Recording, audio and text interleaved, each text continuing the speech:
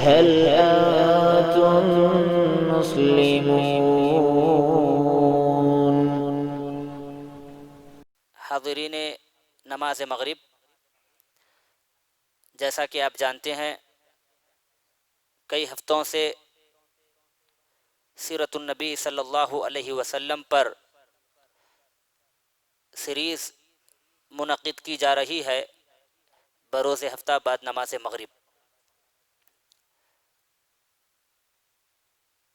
احباب سے گزارش ہے کہ وہ سامنے ہو کر بیٹھیں تاکہ نبی صلی اللہ علیہ وسلم کی سیرت اچھی طرح سے یاد ہو جائے۔ قریب قریب ہو کر بیٹھیں۔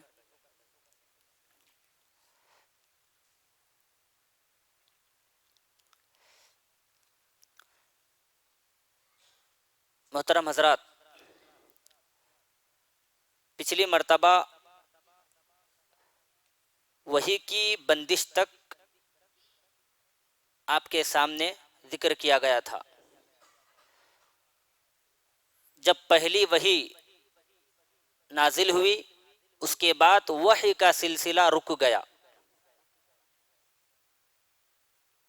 اس میں اختلاف ہے کہ 3 سال رکا یا چند ایام وحی کا سلسلہ رکا یا پھر 3 مہینے کے لیے رکا، اس سلسلے میں اختلاف ہے۔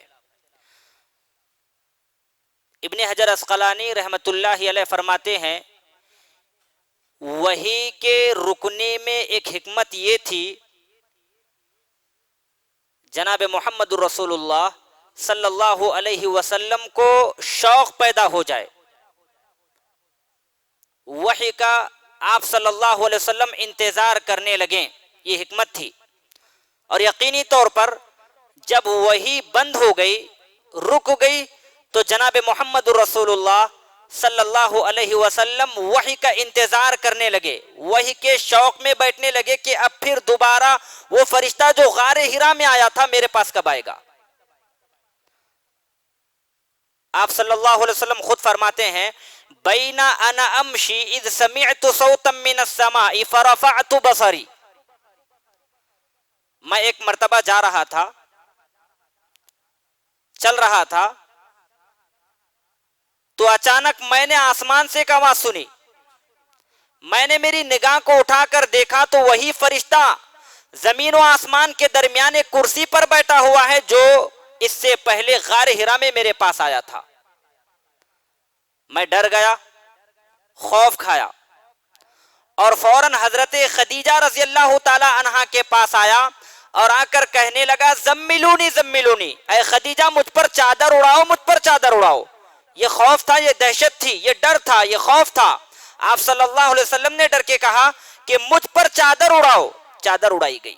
پھر اللہ رب العالمین نے آیتوں کا نزول فرمایا، یا ایھا المدثر قم فانذر وربک فکبر وثیابک فطہر والرجز فاہجر ولا تمنن تستکثر ولربک فاصبر۔ اے چادر اوڑھنے والو، اٹھو، ڈرانا شروع کرو۔ وَرَبَّكَ فَكَبِّرْ، اپنے رب کی کبریائی بیان کرو۔ وَثِيَابَكَ فَطَهِّرْ، اپنے کپڑوں کو پاک رکھو۔ وَالرُّجْزَ فَاهْجُرْ، اور بتوں سے پرہیز کرو۔ وَلَا تَمْنُنْ تَسْتَكْثِرْ، اور احسان کر کے زیادہ کی خواہش نہ رکھو۔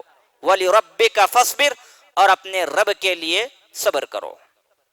یہ آیتیں نازل ہوئی دوسری وحی میں۔ یہ آیتیں ہمیں معمولی نظر آ رہی ہے، مگر اللہ رب العالمین نے جناب محمد الرسول اللہ صلی اللہ علیہ وسلم کو ان آیتوں میں بہت بہترین احکامات پیش کیے۔ سب سے پہلی چیز اللہ نے کہا قم فانذر، اے محمد اٹھو اور ڈرانا شروع کرو۔ کیسے ڈرایا جائے؟ انذار کی آخری منزل یہ ہے کہ اس دنیا میں، اس کائنات میں، اس عالم میں جو بھی اللہ کی مرضی کے خلاف چل رہا ہے، جیسے شرک ہے، بدعت ہے، جاہلی رسم و رواج ہے، جاہلی افکار و خیالات ہے، شرک ہے، تو ان امور سے لوگوں کو ڈراؤ. اور کیسے ڈراؤ؟ ایسے ڈراؤ، اللہ کے عذاب سے ایسے ڈراؤ کہ پھر دوبارہ یہ لوگ شرک میں، بدعت پرستی میں مبتلا نہ ہو جائیں. اور اللہ تعالیٰ کے عذاب سے انہیں ایسے ڈراؤ ان کے دل و دماغ میں ہلچل مچ جائے. یہ زبردست پیغام ہے جناب محمد رسول اللہ صلی اللہ علیہ وسلم کے لیے. یعنی بلاد عرب میں اللہ رب العالمین کے خوف سے، عذاب سے اس طرح ڈراؤ ان کے دل و دماغ میں تہلکہ مچ جائے، ہلچل مچ جائے، اور پھر دوبارہ ان کی یہ جرت نہ ہو کہ پھر سے گناہ کا ارتکاب کرنے لگیں. اس طرح ڈراؤ. دوسری چیز، وَرَبَّكَ فَكَبِّرْ، اپنے رب کی بڑائی بیان کرو. کیسے کی جائے گی؟ اور کبریائی کا آخری درجہ یہ ہے کہ اللہ تعالیٰ کی ایسی کبریائی بڑائی بیان کی جائے کہ دنیا میں پھر کسی اور کی بڑائی کبریائی باقی نہ رہے. یعنی اے محمد جب تم اپنے رب کی کبریائی بیان کرنے لگو تو اس طرح کرنے لگو، اس محنت سے اللہ تعالیٰ کی کبریائی بڑائی بیان کرو، روئے زمین پر پھر کسی کی کبریائی بڑائی باقی نہ رہے. یہاں تک کہ صرف ایک اللہ تعالی وحدہ لا شریک کی ہی کبریائی اس زمین پر قائم رہ جائے. تیسری چیز، وَثِيَابَكَ فَطَهِّرْ، اپنے کپڑوں کو پاک رکھو. کپڑے کی پاکی اور گندگی سے دوری کا مطلب یہ ہے ظاہر بھی پاک ہو اور باطن بھی پاک ہو، اور نفس کی صفائی میں کمال حد تک پہنچ جائے کہ لوگ آپ کی طرف کھینچتے چلے آئیں. اس طرح پاکی اختیار کرو. چوتھی چیز، وَلَا تَمْنُن تَسْتَكْثِرْ، احسان کر کے زیادہ کی خواہش مت رکھو. اس کا مطلب یہ ہے کہ اپنی جد و جہد اور کارناموں کو بڑائی اور اہمیت نہ دیں. یعنی نبی صلی اللہ علیہ وسلم دین کی تبلیغ میں جو محنت، جو کوشش کر رہے ہیں، جو جہد پیہم کر رہے ہیں، ان کو بڑائی نہ دیں. اور پانچویں چیز، وَلِرَبِّكَ فَاصْبِرْ. اس آیت کریمہ میں اللہ رب العالمین جناب محمد رسول اللہ صلی اللہ علیہ وسلم کو اس بات کی طرف اشارہ کر رہے ہیں کہ دعوت و تبلیغ شروع کرنے کے بعد کیا ہوگا؟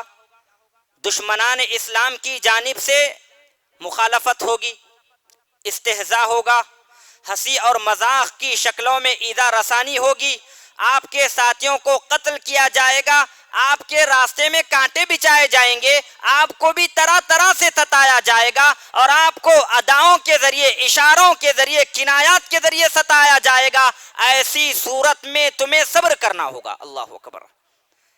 نبی بنائے گئے، رسول بنائے گئے، دوسری وحی کا آغاز ہو چکا. اللہ تعالیٰ یہیں پر اللہ کے نبی صلی اللہ علیہ وسلم کو بہت سارے احکامات پیش کر رہے ہیں.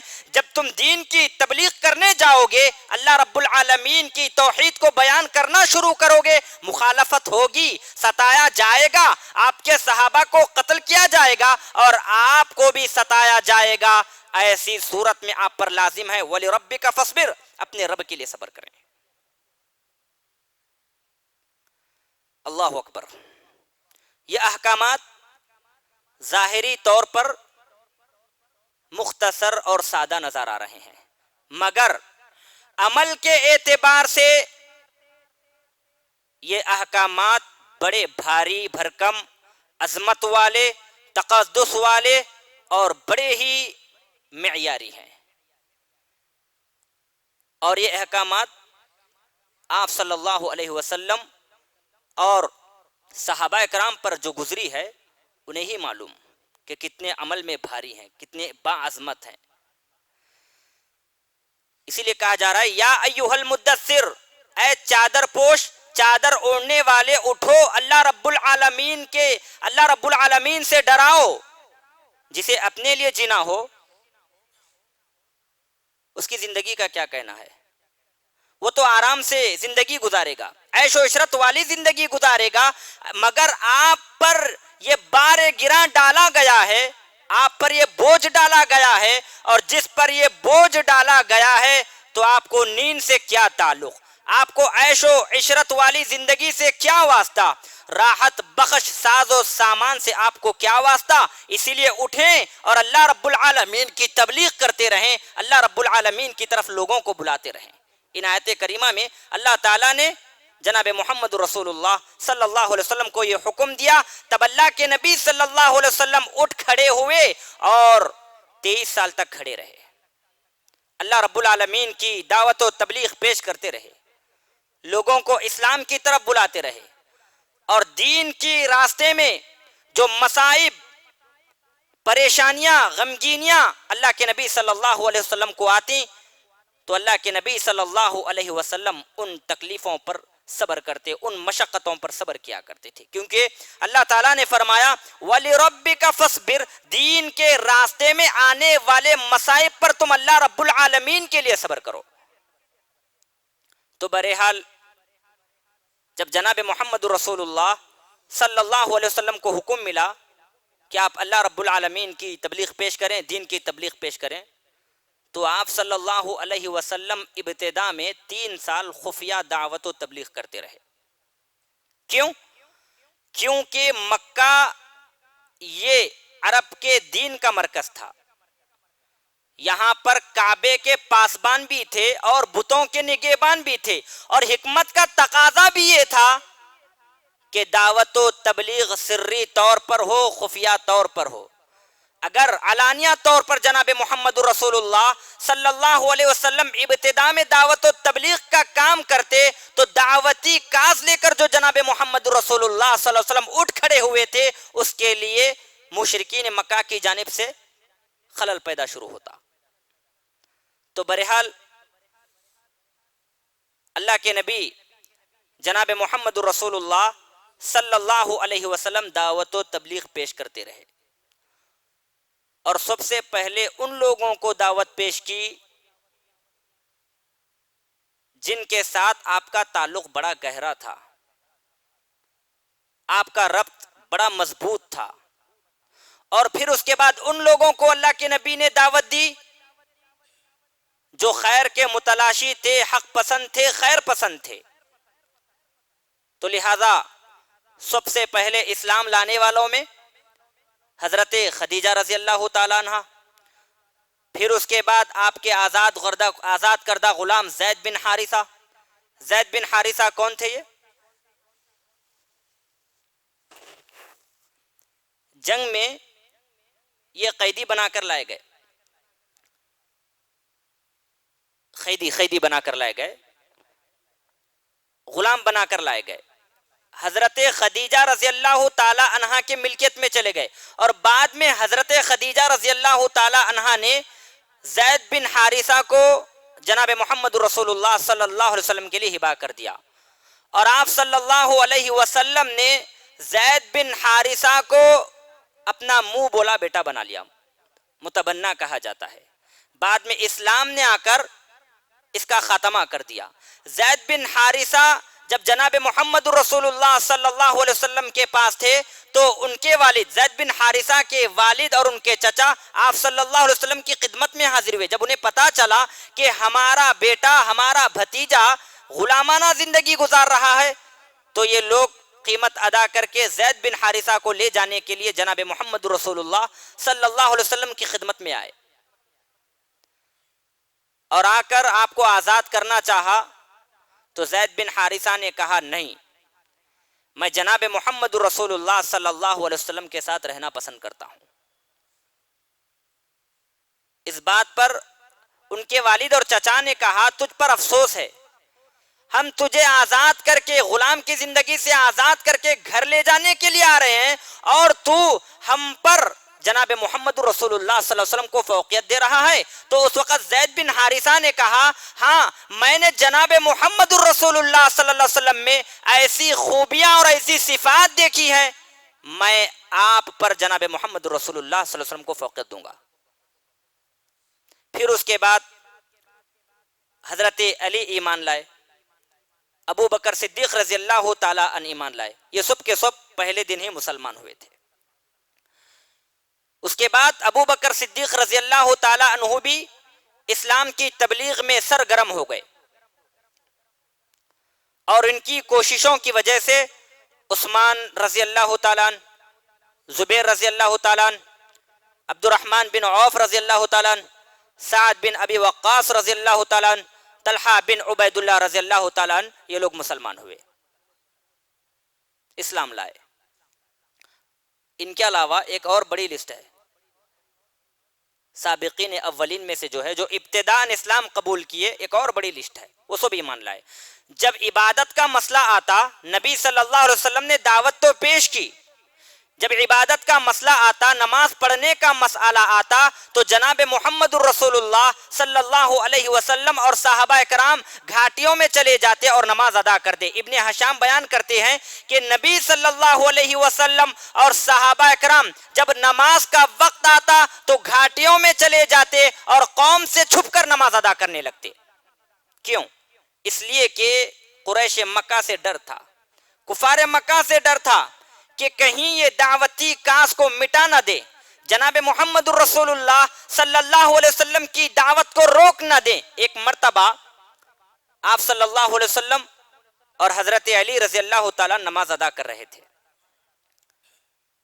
آپ کے چچا ابو طالب نے دیکھا, پوچھا یہ کیا کر رہے ہو؟ حقیقت دریافت کی تو کہنے لگے ہم نماز ادا کر رہے ہیں. جب حقیقت معلوم ہوئی تو کہنے لگے ہاں جو تم کر رہے ہو اس پر برقرار رہو, اس کو برابر جاری و ساری رکھو.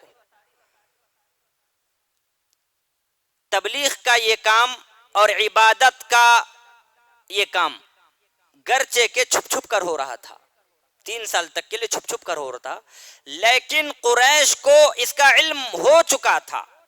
انہیں معلوم ہو گیا کہ جناب محمد الرسول اللہ صلی اللہ علیہ وسلم دعوت و تبلیغ پیش کر رہے ہیں. جب انہیں اجمالی خبر پہنچی, ابن اسحاق محمد غزالی فرماتے ہیں کہ یہ خبریں یعنی محمد الرسول اللہ صلی اللہ علیہ وسلم کا دعوت و تبلیغ کرنا اور گھاٹیوں میں چھپ چھپ کر اللہ تعالیٰ کی عبادت کرنا, یہ خبریں قریش مکہ کو معلوم ہوئی, لیکن انہوں نے کوئی اہمیت نہ دی, انہوں نے کوئی چھوٹا موٹا واقعہ سمجھا. انہیں نہیں معلوم تھا کہ بعد میں جا کر یہ بڑی امت بننے والی ہے.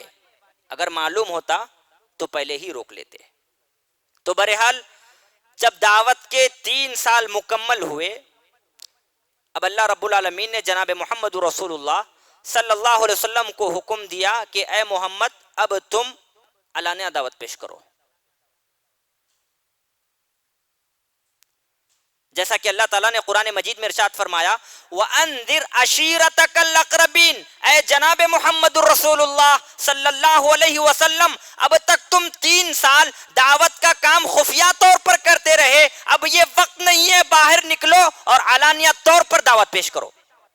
وَأَنذِرْ عَشِيرَتَكَ الْأَقْرَبِينَ, جب یہ آیت نازل ہوئی تو جناب محمد الرسول اللہ صلی اللہ علیہ وسلم کوہ صفا پر کھڑے ہو گئے اور کہنے لگے یا صباحا ہو. اس طرح کی آواز عرب میں خوف کی علامت تصور کی جاتی تھی. جب آپ کی یہ آواز عرب کے مکہ کے لوگ سنے تو مکہ کے قبائل آپ کے پاس آ کر جمع ہونا شروع ہو گئے. باقاعدہ آپ نے ان کے نام لے لے کر پکارنا شروع کیا, کہا اے بنی فہر, اے بنی عدی, اے بنو مطلب, سب کے سب جمع ہو گئے. پھر آپ نے پوچھا اے قریش کے لوگوں بتاؤ میں تمہارے درمیان کیسا ہوں.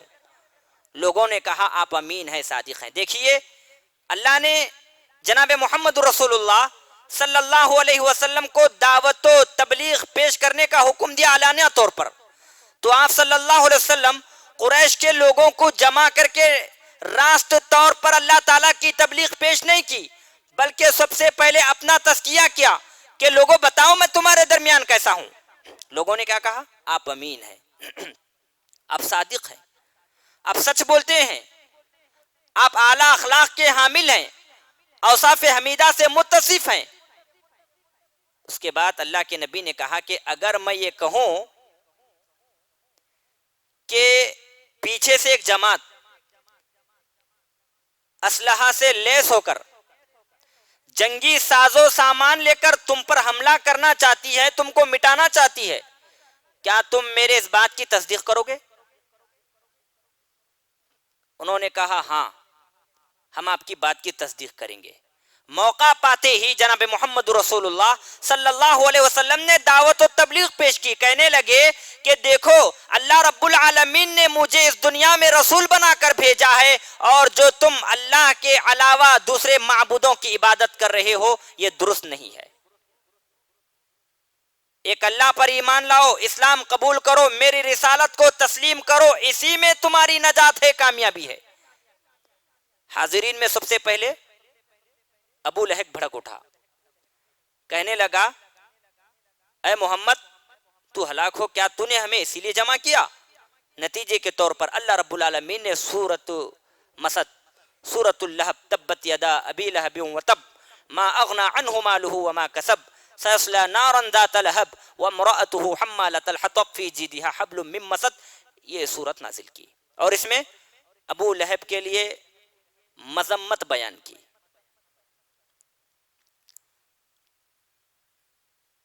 ابو ہریرہ رضی اللہ تعالیٰ نے کی روایت ہے، امام مسلم نے روایت کیا ابو ہریرہ رضی اللہ تعالیٰ سے، جب یہ آیت وَأَنذِرْ عَشِيرَتَكَ الْأَقْرَبِينَ نازل ہوئی تو رسول اللہ صلی اللہ علیہ وسلم نے پکارنا شروع کیا، پکار لگائی، آواز لگائی، کیا کہہ کر؟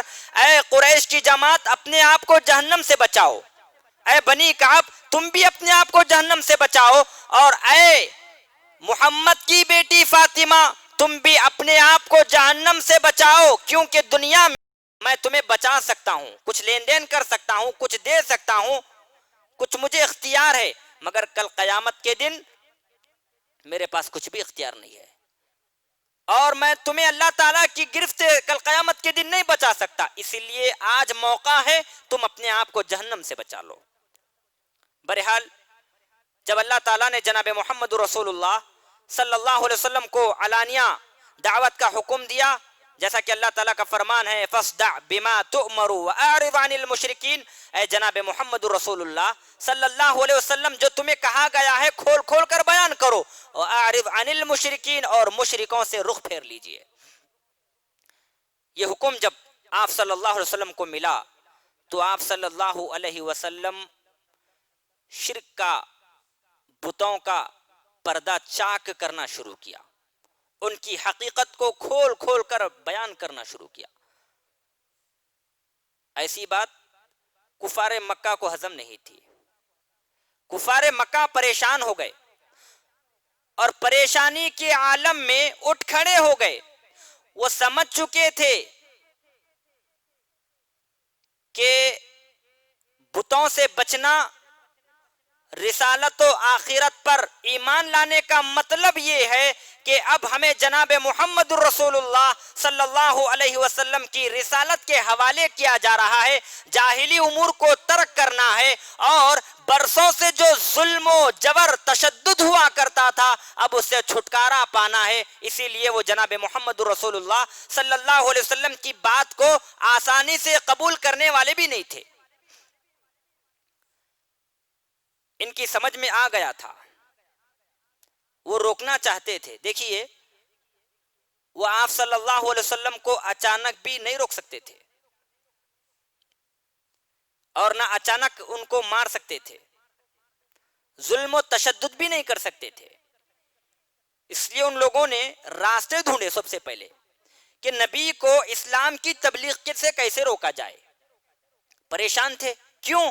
اس لیے کہ ان کے سامنے ایک ایسا شخص کھڑا ہے جو صادق تھا، امین تھا، اوصاف حمیدہ سے متصف تھا اور اعلی نمونے کا، اعلی اخلاق کا حامل تھا۔ کیسے روکیں؟ ان کی سمجھ میں نہیں آ رہا تھا کہ وہ کرے تو کرے کیا، کیونکہ ایک زمانے کے بعد انہوں نے ایسی مثال دیکھی تھی اپنے آبا و اجداد کی تاریخ میں، جیسے جناب محمد رسول اللہ صلی اللہ علیہ وسلم کے اخلاق کو انہوں نے دیکھا تھا، مشاہدہ کیا تھا، ایسے اخلاق ان کی تاریخ میں انہوں نے کسی کو نہ دیکھا تھا۔ پریشان تھے کیسے جناب محمد رسول اللہ صلی اللہ علیہ وسلم کو دعوت و تبلیغ سے روکا جائے۔ کافی غور و خوض کرنے کے بعد انہیں ایک راستہ نظر آیا، اور وہ راستہ یہ تھا کہ محمد کو اسلام کی تبلیغ سے روکنے کے لیے ان کے چچا کے پاس چلے جائیں. لہذا قریش کے چند بڑے بڑے لوگ اکٹھے ہوئے اور آپ صلی اللہ علیہ وسلم کے چچا کی خدمت میں حاضر ہوئے اور کہنے لگے اے ابو طالب، آپ دیکھ رہے ہیں تمہارا بھتیجا ہمارے خداؤں کو برا بھلا کہہ رہا ہے اور ہمیں بددین قرار دے رہا ہے، طرح طرح کی باتیں کر رہا ہے. تم اس کو اس کاج سے روک دو، اس تبلیغ سے روک دو. روک نہیں سکتے تو اتنا تو کرو کہ ہمارا اور تمہارے محمد کے درمیان سے تم ہٹ جاؤ، ہم اس کو روک لیں گے. ایک قسم کی دھمکی تھی. مگر ابو طالب نرم والا لہجہ اختیار کیے، جس کی وجہ سے وہ قریش کے سردار وہاں سے چلے گئے. پھر اس کے بعد جناب محمد رسول اللہ صلی اللہ علیہ وسلم دعوت و تبلیغ پیش کرتے رہے. اب انہی دنوں میں موسم حج کا موسم قریب آ گیا. قریش کو معلوم تھا حج کرنے کے لیے بلاد عرب سے، مختلف ملکوں سے حج کرنے کے لیے لوگوں کا وفود مکۃ المکرمہ آئے گا اور آ کر جناب محمد رسول اللہ صلی اللہ علیہ وسلم کی تبلیغ سے متاثر ہوگا اور آپ کی دعوت کو قبول کر لے گا. نتیجے میں بہت ساری پریشانیوں کا سامنا اٹھانا پڑ سکتا ہے. اس لیے انہوں نے سوچا کہ عرب کے وفود آنے سے قبل ہم محمد الرسول اللہ صلی اللہ علیہ وسلم کی شان میں ایسی بات کہیں گے جس کی بنا پر اہل عرب کے دلوں میں نبی کی بات کا کوئی اثر نہ ہو. اس بات پر گفتگو کرنے کے لیے انہوں نے ولید بن مغیرہ کے پاس جا کر اکٹھے ہو گئے اور کہا کہ ہم محمد صلی اللہ علیہ وسلم کے شان میں ایسی بات کہنا چاہتے ہیں جس کی وجہ سے اسلام کی دعوت بالکل نہ پھیلے. اس نے کہا کہ اچھا ٹھیک ہے، تم ہی کوئی رائے اختیار کرو اور مجھے بتاؤ. لوگوں نے کہا نہیں آپ ہی کہو. اس نے کہا نہیں، آپ بولو گے میں سنوں گا. سب نے مل کر یہ فیصلہ کیا کہ عرب کے وفود حج آنے سے پہلے ہم آپ صلی اللہ علیہ وسلم کو کاہن کہیں گے. ولید بن مغیرہ نے کہا نہیں، بخدا یہ کاہن نہیں ہو سکتا اور نہ اس کے صفات کاہن جیسے ہیں. ہم نے کاہنوں کو دیکھا ہے، یہ کاہنوں کے جیسا مجھے نظر نہیں آتا. پھر لوگ پریشان ہو گئے. کہا چلو اچھا ہم اس کو پاگل کہیں گے. ولید بن مغیرہ نے کہا نہیں، یہ پاگل بھی نہیں ہے اور نہ یہ پاگلوں جیسی صفات کرتا ہے، حرکت کرتا ہے. ہم نے پاگلوں کو دیکھا ہے، ان کی حرکات کو دیکھا ہے. محمد میں یہ چیز موجود نہیں ہے، لہذا اس کو پاگل قرار دینا بھی درست نہیں ہے.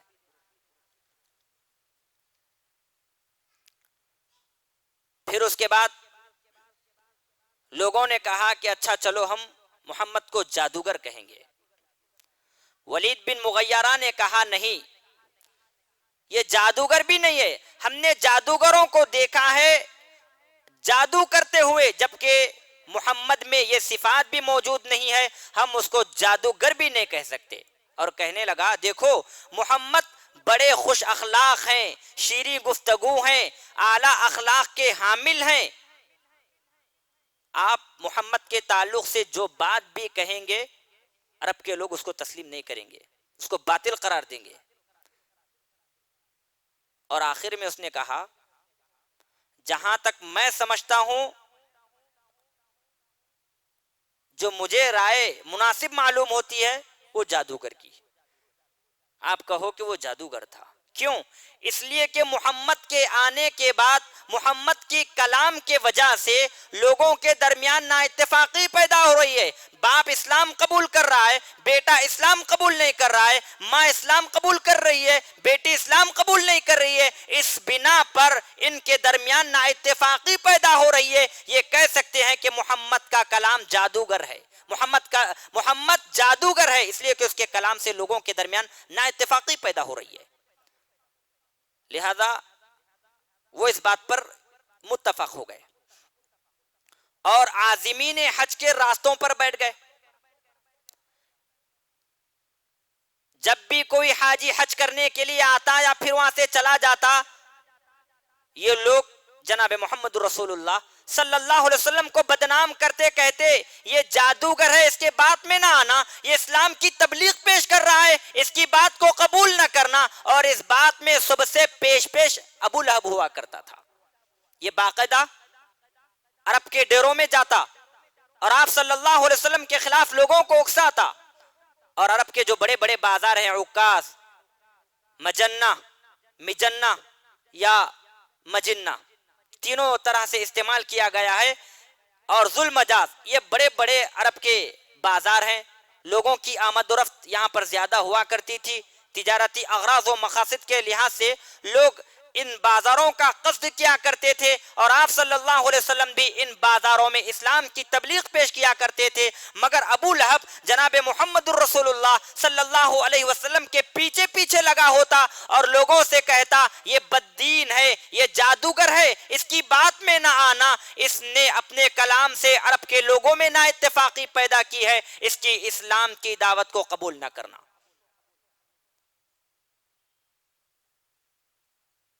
ابو لہب کی اور کافروں کی کوششوں کی وجہ سے ایک فائدہ یہ ہوا، جب لوگ حج کر کے چلے گئے اپنے اپنے مقام پر تو دیگر لوگوں کو معلوم ہوا کہ مکہ میں ایک شخص ہے، ایک نبی ہے جو نبوت کا دعویٰ کر رہا ہے. انہی کی کوششوں کی وجہ سے، روکنے کی کوششوں کی وجہ سے دیار عرب میں یہ معلوم ہوا کہ جناب محمد رسول اللہ صلی اللہ علیہ وسلم آئے ہیں، نبوت کا اعلان کر چکے ہیں، اور آپ صلی اللہ علیہ وسلم کے تعلق سے سب کو معلوم ہو گیا. تو محترم حضرات، یہ دوسری وحی سے لے کر علانیہ طور پر دعوت دینے تک کی کچھ چیدہ باتیں تھی. آئندہ سیریز میں انشاءاللہ نبی صلی اللہ علیہ وسلم پر دعوت و تبلیغ پیش کرنے کی صورت میں جو محاذ آرائیاں قائم ہوئیں، نبی صلی اللہ علیہ وسلم کو اور آپ کے صحابہ کو کس طرح سے ستایا گیا، کس طرح سے صحابہ کو قتل کیا گیا، انشاءاللہ اس کی چند مثالیں پیش کی جائیں گی. اللہ رب العالمین سے دعا ہے کہ اللہ تعالی ہم تمام کو نبی صلی اللہ علیہ وسلم کی سیرت سے دروس و عبر حاصل کر کے نبی صلی اللہ علیہ وسلم کی سیرت کے مطابق زندگی گزارنے کی توفیق عطا فرما. آمین. وآخر دعوانا ان الحمدللہ رب العالمین.